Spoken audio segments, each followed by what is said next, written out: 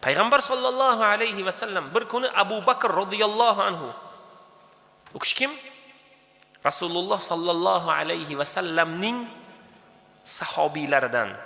Rasulullohning sifatlari Abu Bakr haqida, butun insoniyatning iymoni tarozuning bir chetida, Abu Bakrning iymoni tarozuning bir chetida bo'lsa, Abu Bakrniga og'irroq keladi dedilar. Mana shu darajadagi inson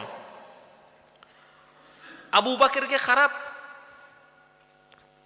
bir odam Abu Bakrni sha'niga noto'g'ri gap gapirib boshladi. Haqoratomuz gap boshladi. Abu Bakr indamay xo'p deb turdilar.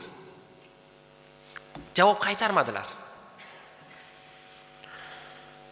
Rasululloh sallallohu alayhi va sallam chetda turibdilar.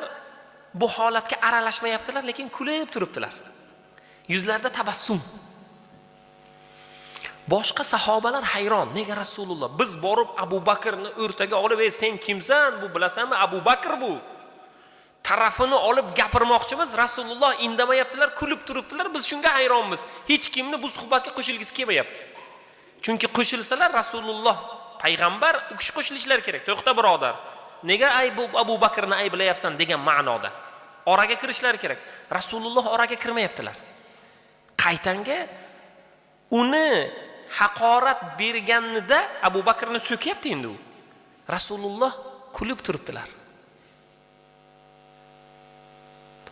Oxiri u haqoratomuz gaplar Abu Bakrni suyagiga tegdi. Abu Bakr unga javob qaytardi. Qaysidir holatda nimadir deb. Shunda Rasulullohni kulib turgan yuzlari o'zgardida, o'rinlaridan turdilar, ketaverdilar. Bu holatni ko'rib Abu Bakr u bilan suhbatni to'xtatdi, yugurib Rasulullohning oldilariga bordi. "Ey Rasululloh sallallohu alayhi va sallam, shu joyini tushunmadim men. Bu odam meni so'kayotgandi, siz kulib turdingiz.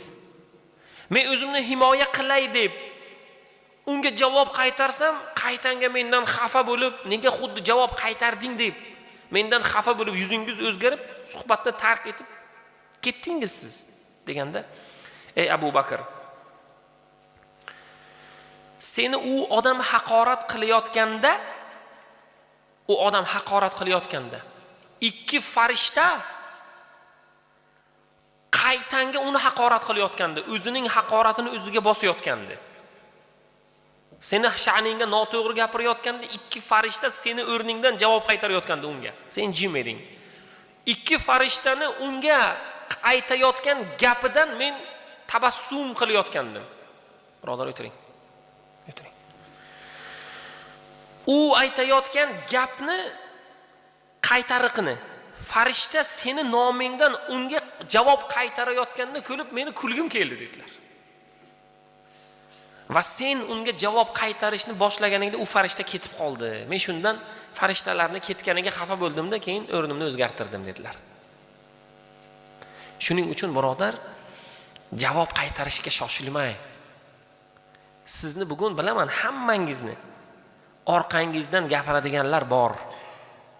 Sizni g'iybatingizni qiladiganlar bor. Sizni ko'ra olmaydiganlar bor. Sizni haqqingizda noto'g'ri fikrdagilar bor, negativ gapiradiganlar bor. Farishtalarga va Allohga qo'yib bering, javob qaytarmang. Rasululloh sallallohu alayhi va sallam bilan Abu Bakr radhiyallohu anhuning oralarida bo'lgan suhbat bizga katta dars emasmi? Katta dars bu joyda. Shuning uchun farishtalarga qo'yib bering. Sizni kim yomonlayapti? Yoki sizni haqqingizga kim noto'g'ri gapiryapti? Boshqa masalami? Istig'for ayting, Alloh gunohlaringizni kechirsin. Chunki har birimizda to'la gunoh bor.